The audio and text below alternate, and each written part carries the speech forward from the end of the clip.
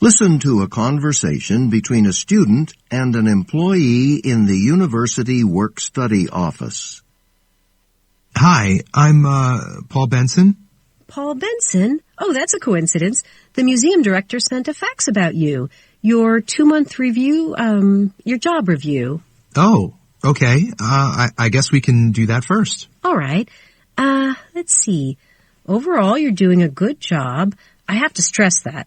But the director did note that you invited friends over during working hours. Instead of greeting visitors and answering questions about the outdoor sculpture garden like you were supposed to, you talked with your friends. It was only that one time, and they just showed up. I did not invite them. I straightened it out with the director. Okay.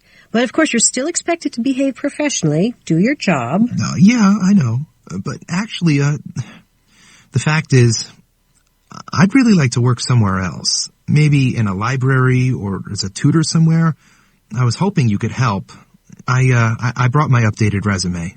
Well, I don't know. You applied at the museum because you're a fine arts major, and you apparently made a very good impression on the museum director at your interview. You asked good questions about the sculptures and took notes, it says here. That's why they hired you and why they were willing to pay you. Museums normally use volunteers, you know. I did enjoy learning about the sculptures. Good. And your job is to share that information with the public. Yeah, I know, but I'm always worried I'll give out wrong information. And if I can't answer a question, it's embarrassing, you know?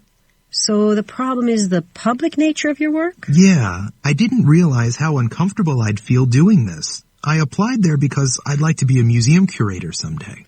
Well, there are museum jobs that don't involve interacting with the public. You know, working behind the scenes. You could help set up exhibits, document new acquisitions, maybe work as an assistant in the curator's office. It wouldn't hurt to ask about other opportunities there. Would you call and ask if I could, like you said, work with the curator? I've only met her a couple of times, but she... You know, I think you should call.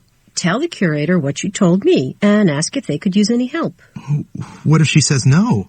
Well, you could still ask for information that might help you in the future, like what courses you should take and what kind of work experience is necessary to become a curator. Yeah, that would definitely help. But then, would you be willing to help me find a job somewhere else? I suppose if it came to that. But, you know, if you just educated yourself more about the sculpture garden, then you'd gain more confidence and maybe enjoy your current job more. Yeah, I guess you're right. Why does the student go to the work-study office?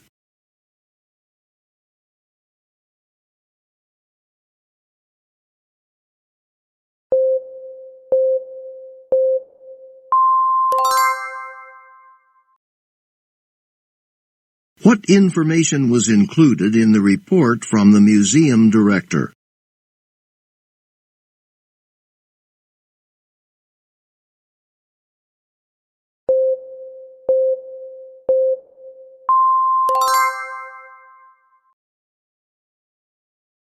What is the student's main concern about his job?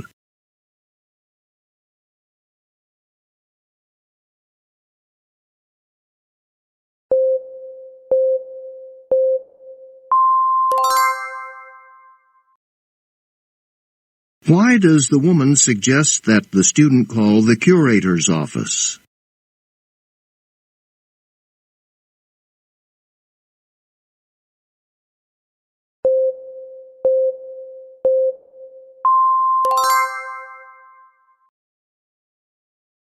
Listen again to part of the conversation, then answer the question.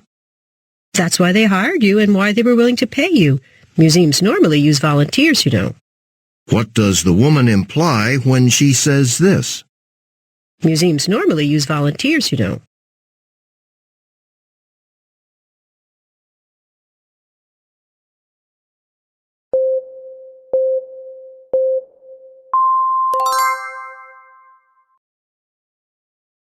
Listen to part of a lecture in a biology class. So, those are some of the common theories on bird migration. Now let's talk about homing. Homing is more than just the return flight home from migratory trips. Homing can take place at any time and from any location. It's the ability that some birds have of finding their way back to an exact location, regardless of their starting point. or how far away they are, or the time of year, and so on. You've all heard of homing pigeons, but there are lots of bird species that have highly refined homing skills. So maybe there's some evolutionary advantage. Why would birds be so good at this? Todd? Well, baby birds stay in the nest while the parents go out and hunt for food. If the parents have to fly all over the place to find the food, they'd need to be able to find the nest again. And once you'd found food, you'd want to get home quickly, wouldn't you? To feed your young? So you'd want the most direct path home. You wouldn't want to retrace whatever winding, meandering path you'd taken while you were searching for food. Being able to fly home directly is very efficient. The offspring get food faster, and their parents are home sooner to look out for them. But it isn't just the offspring that benefit. The adult birds get back to a safe place sooner as well. Right. Now, what about finding your way home after going south for the winter? Well, it'd be nice if you could go back to a place you knew was okay. You know, one that's got water or food. Not too many predators. Some place where you might even still have a nest. Good. Now, so far we've been talking about times when birds intentionally or at least instinctively leave home. But are there other reasons why a bird might find itself away from its nest? Birds are vulnerable to really strong winds. Storms could blow them pretty far off course. But finding your way back to your nest when you've been accidentally displaced is a little different from getting home after your annual migration to a warmer climate. So, do you think all those mechanisms we discussed that birds use when migrating apply to homing as well? I think so. I mean, we talked about using the sun and the stars as navigational guides, and that would certainly be helpful for homing. And so would that ability to sense Earth's magnetic poles, the one in the studies you described about the internal magnetic compass birds have. Yeah, it should be the same. Okay, so celestial bodies make good navigational aids. Anything else? Well, for short distances, you could just memorize the area, use landmarks, like when my friend tells me to turn left after I see the post office to get to his house. So, when birds are out searching for food, they can memorize landmarks. Mountains, rivers, who knows, maybe even the post office. Studies of gannets have shown that this is one way they navigate. Gannets are seabirds, so when they wind up in an unfamiliar location over land, they fly in outward spirals until they reach the coast. Then they use the coastline to find their way home. Of course, when we say that birds memorize their terrain, that may not be accurate. It's not always a good idea to use human analogies when trying to understand animal behavior, particularly when it comes to navigation, which we as a species are spectacularly bad at. I mean, even with maps, how often do we get lost? But with birds, they're actually over-engineered to be good at navigation. Just think about all those tools we've discussed. Celestial bodies, magnetic fields, landmarks. They've got a lot of sensory cues at their disposal. But how do they use them? For example, do birds use one navigational cue at a time? Like being guided by stars when the sky is clear and using magnetic fields when it's cloudy? Or do they use all these tools simultaneously, calibrating their location from multiple cues at the same time? Does the answer depend on the particular species? This is a really rich subject for research. In fact, let's talk about how you might go about designing some experiments to answer these questions. Keeping in mind, as I said, that your personal experiences won't be of much use as you try to come up with hypotheses to test. What does the professor mainly discuss in the lecture?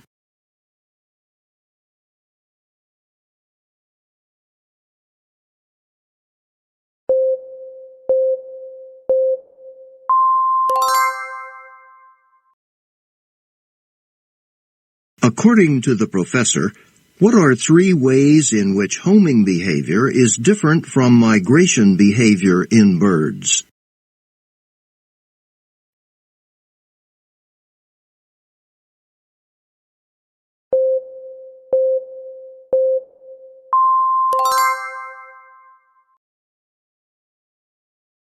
According to the professor, Birds often take a different route when they leave the nest to hunt for food than they do when they return to the nest.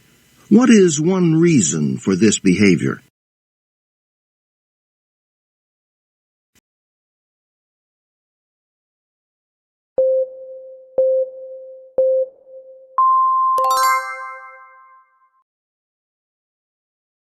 Why does the professor mention a study with gannets?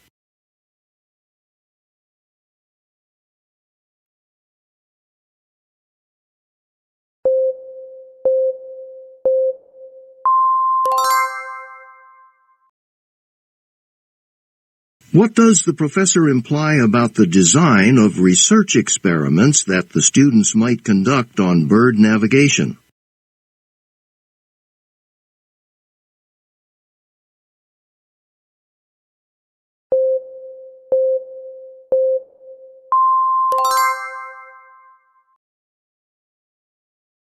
Listen again to part of the lecture, then answer the question. I think so. I mean, we talked about using the sun and the stars as navigational guides, and that would certainly be helpful for homing. And so would that ability to sense Earth's magnetic poles, the one in the studies you described about the internal magnetic compass birds have. Yeah, it should be the same. Why does the student say this? Yeah, it should be the same.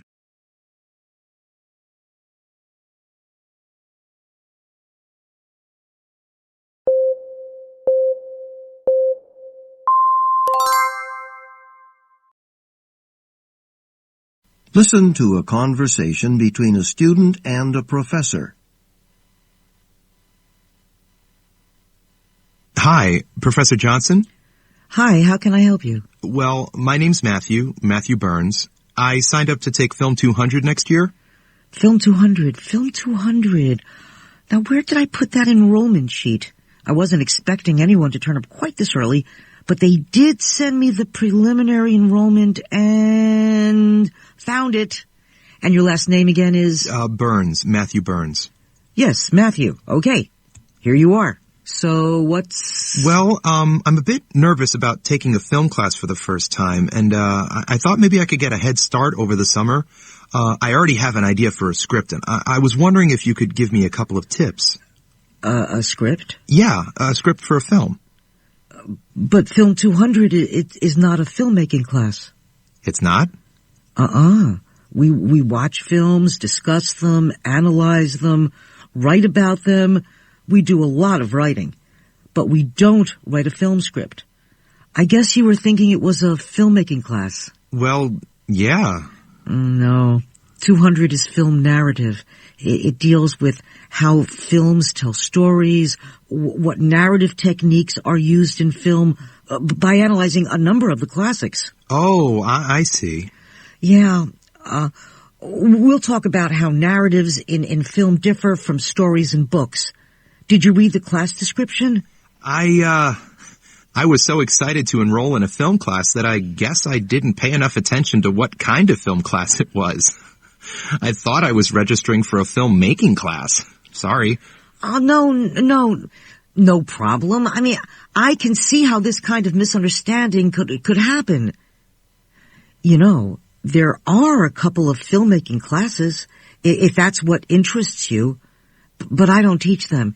You'd have to talk with Professor Webb. You know, actually, though, there's no reason why you couldn't take my class as well as a filmmaking class. I wonder if I could swing that.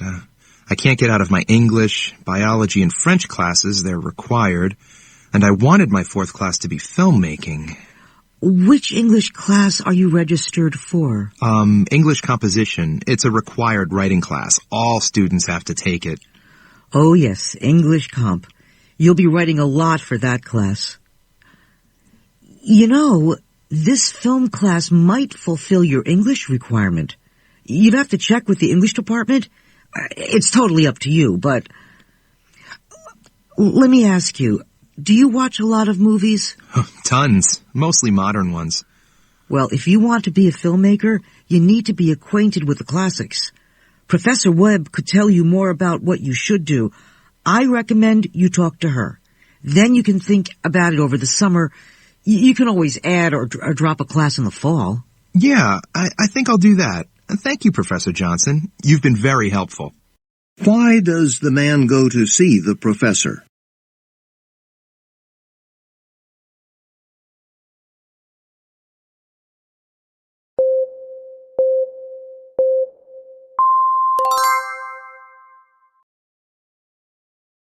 What did the man wrongly assume?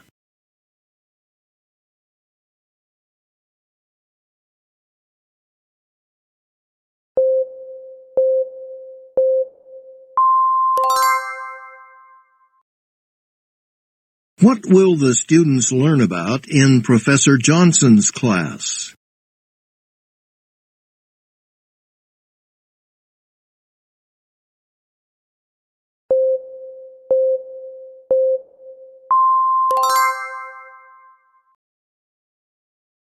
What do the film narrative class and the English composition class have in common?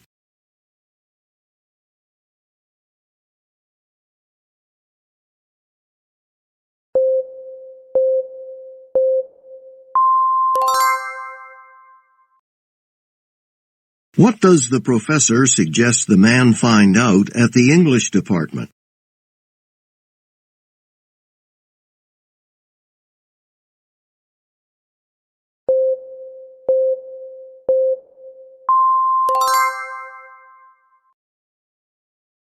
Listen to part of a lecture in a business management class. Before the break, David asked a question. When planning to start a business, or even just to compete more effectively, how important is it to analyze your competitors? Well, it's extremely important. In particular, you need to try to understand the assumptions that the competition makes before you develop your own business strategy. You see, every company makes assumptions. For example, they may believe they've got a terrific sales force when maybe they really don't. Or perhaps they think they've got the most innovative technology that's available when in fact there's something much more advanced out there. But how do you go about identifying a competitor's assumptions? Well, there are a number of factors you could decide to look at, but I'd like to focus on two really important ones that, in my opinion, are quite frequently ignored. Okay, you need to look at your competitor's past, its history. Companies are like people. They respond to events, current events, based on their past experience, whether positive or negative. For example, if a company's always been successful against its competitors, it may assume that it can't or won't ever lose those battles. Or, and this is a lot more common, if it's had a significant failure in its past, it may assume that it should never again try to engage in that particular activity. Clearly, a smart company learns from its mistakes. But companies aren't always good at recognizing when the business environment's changed. They don't always realize when past experience is no longer a good predictor of future performance. What else? Oh yeah. You also need to take an in-depth look at the leadership of the company. Even the biggest corporations are run by some group of individuals, and their personal experiences will play a large role in establishing the company's assumptions. Managers have histories too. They're influenced by past successes and failures just the way corporations are.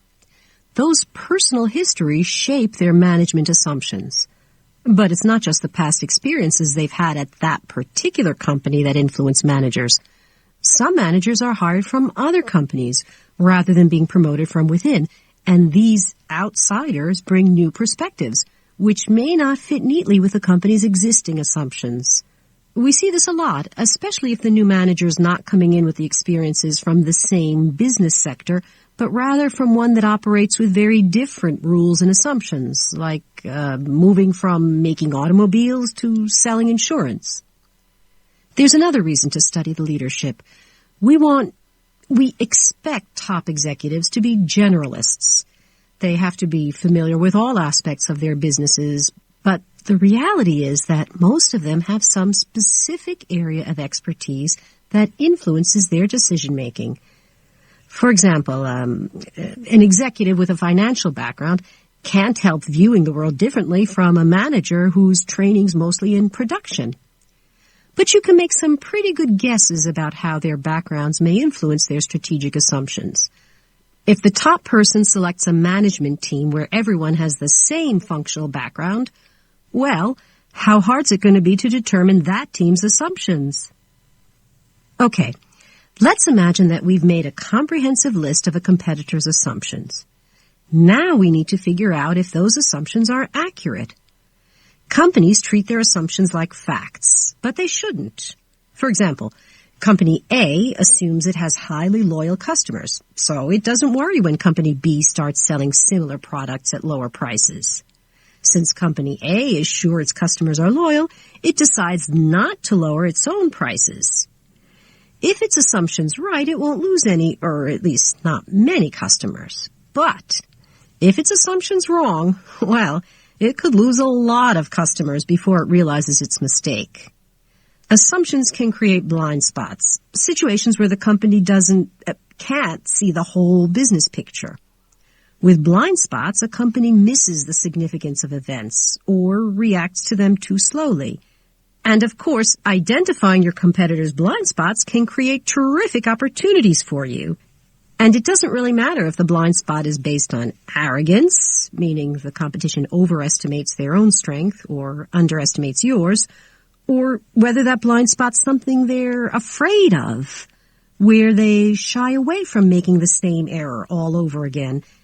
In either case, if you move aggressively, it's likely that their response will be too little too late. What is the lecture mainly about?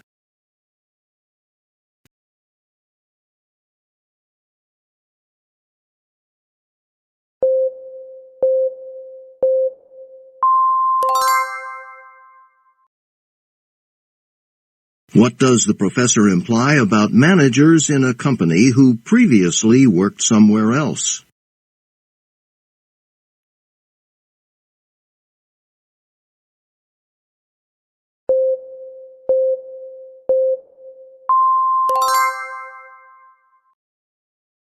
According to the professor, what do strategic planners sometimes fail to analyze sufficiently about a competing company?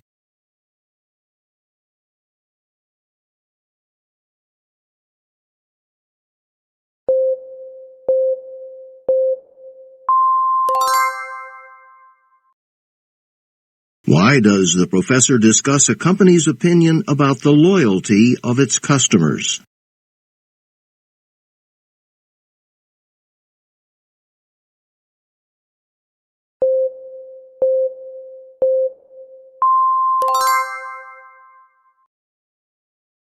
Companies may sometimes respond too slowly to strategic moves by their competitors.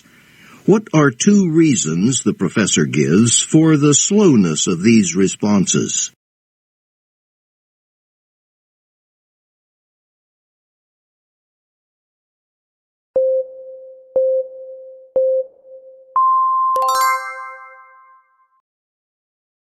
Listen again to part of the lecture, then answer the question. But you can make some pretty good guesses about how their backgrounds may influence their strategic assumptions. If the top person selects a management team where everyone has the same functional background, well, how hard's it going to be to determine that team's assumptions? Why does the professor say this? If the top person selects a management team where everyone has the same functional background, well, how hard's it going to be to determine that team's assumptions?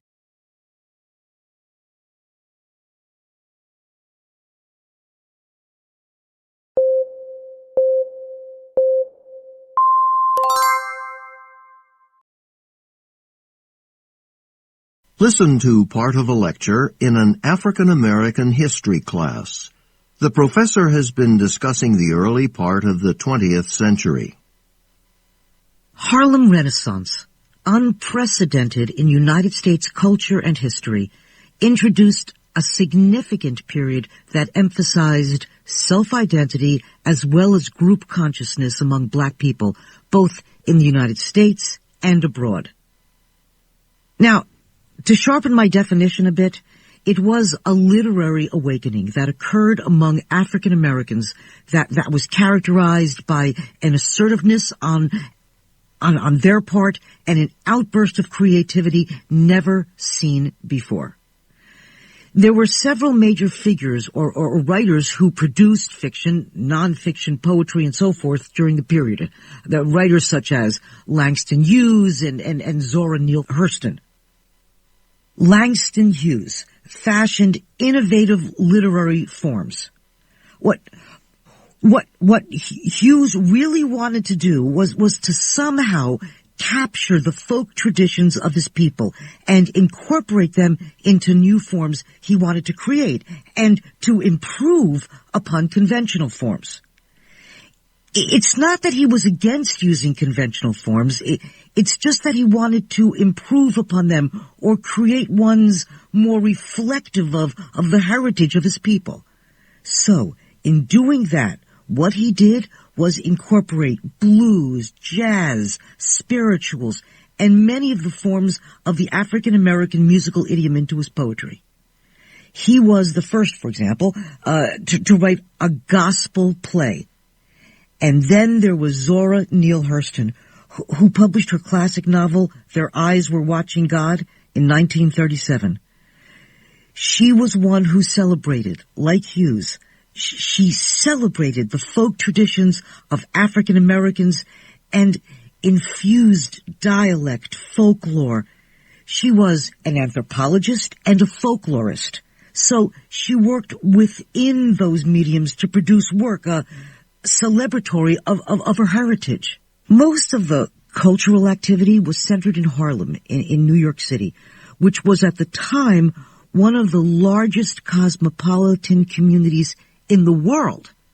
But the kinds of changes that were occurring among African Americans in Harlem were also taking place across the country in various cities, especially in the urban north, like Washington, D.C., Chicago, Illinois, even Cleveland, Ohio. So a more general term is sometimes used to describe the kinds of changes that took place, and that's the new Negro Renaissance. And what about Du Bois? Wasn't he responsible for the start of this Renaissance? And Du Bois. Well, historians have traditionally dated the Harlem Renaissance or the beginnings of the Renaissance to the 1920s. But these dates are debatable. Some feel that the sudden flourishing of literature you see in the 20s was a result of the movements that started much earlier.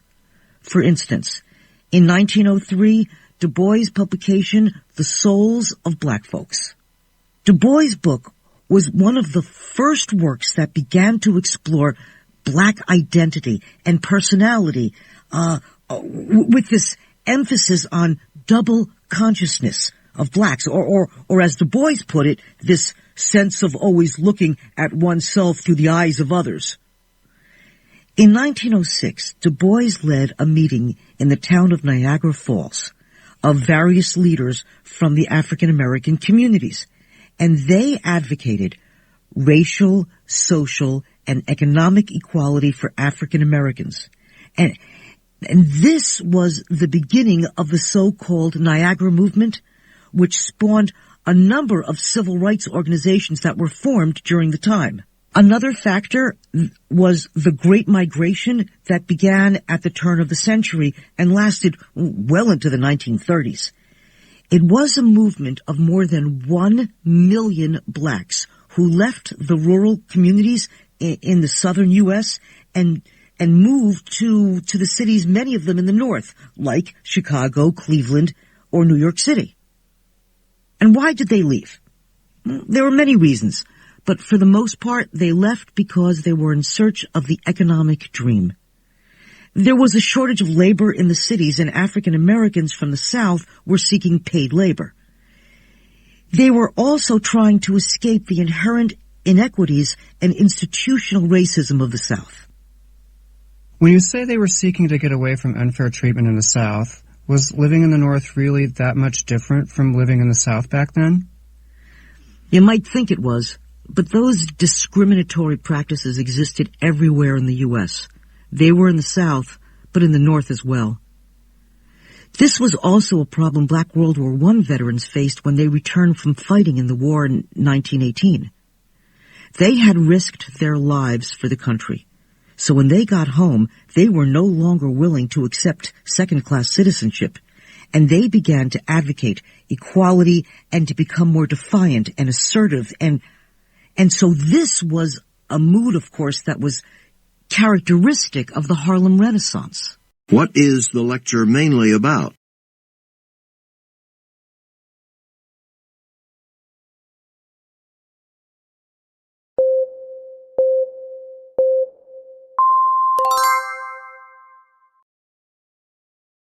According to the professor, what literary innovations did Harlem Renaissance writers introduce in their works?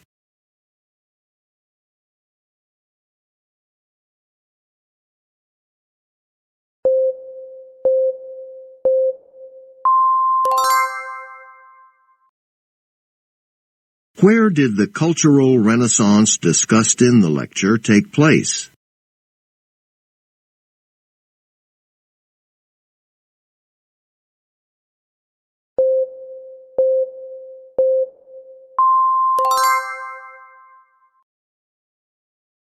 What does the professor imply about the dates of the Harlem Renaissance?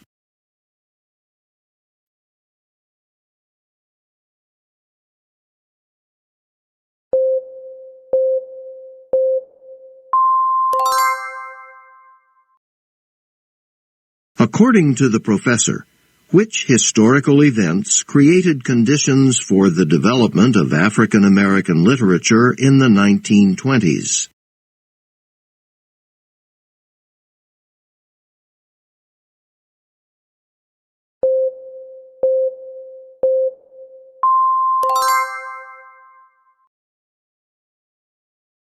Listen again to part of the lecture, then answer the question.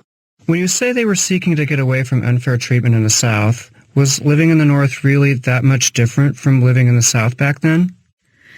You might think it was, but those discriminatory practices existed everywhere in the U.S. They were in the South, but in the North as well. What does the professor imply when she says this? You might think it was,